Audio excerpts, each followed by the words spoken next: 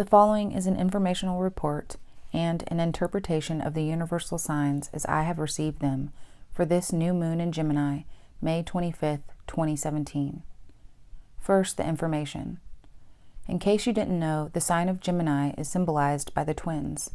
They are represented by yin and yang, which can lead you to understand Gemini nature as seeing both sides of a situation, fair and balanced, or wishy-washy and bipolar, depending on your perspective.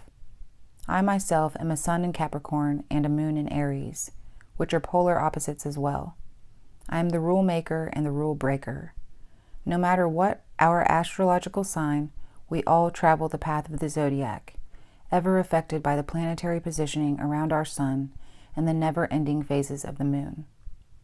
You may have heard of the three basic spiritual components of the universe: Sattva, Raja, and Tama.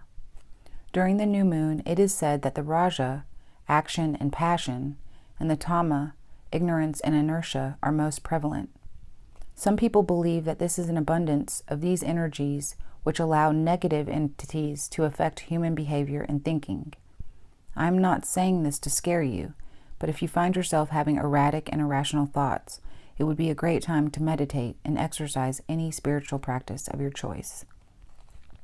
Just remember, these negative energies can only affect us as much as we allow them. Now, on to the reading.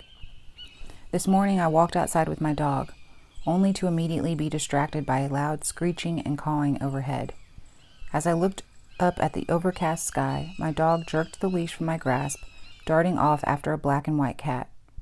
I did not immediately run after her, however, because I was too engrossed in the activity in the sky. I saw two large hawks entangled in a loud battle with two equally loud black crows. I'm not sure exactly what had happened, but I assumed they were fighting over territory. This went on for a while longer until both parties went their separate ways.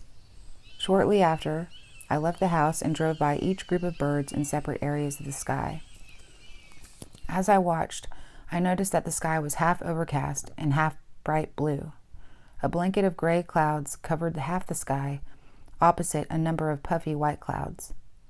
I was reminded of the dualistic nature of our world and immediately remembered the small black and white bird that had flown into our glass door the day before. I posted another video to my channel earlier today, and shortly after I experienced extreme feelings of doubt, regret, and confusion. My mind spun in circles and I felt information overload as I tried to follow each thought. It seemed things were moving too fast for me to find peace in that moment, as if my mind was being scrambled. I thought of multiple contradictions to my own feelings and nature and was left muddled and frustrated. I decided to go for a walk and get some fresh air. I pondered on the pros and cons of individualism versus collective consciousness and got nowhere in my mind. Each time I thought I had one opinion or reasoning sorted out, I would feel the opposite. Then all of a sudden, I experienced a break from the mental war and clicked into the music that had been playing in my headphones. The words repeated over and over: I love my life. Fuck my life. It was a song called FML by K. Flay. Even now, I'm not completely sure what this all means. All I can tell you is that the black and white bird was okay. It got up and flew off. My dog never caught the black and white cat it was chasing. Further along in my drive, I came across a giant, low-flying hawk in a completely different city. The gray clouds parted and only blue sky remained.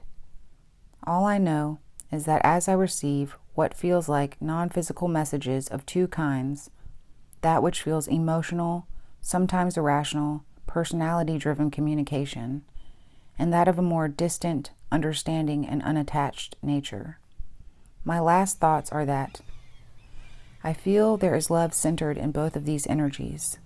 Yes, one may be dark and misunderstood, more complicated in nature, and one may be light and harder to feel, less exciting and intense, but they both exist in my reality.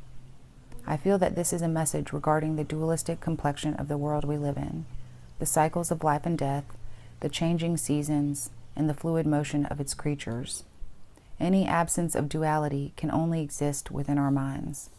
How we choose to perceive what is happening around us shapes its very definition. There is love to be found in all things, and I suppose a certain amount of fear will forever accompany it. What I am taking away is that we learn to understand both as best we can. Nothing gold can stay.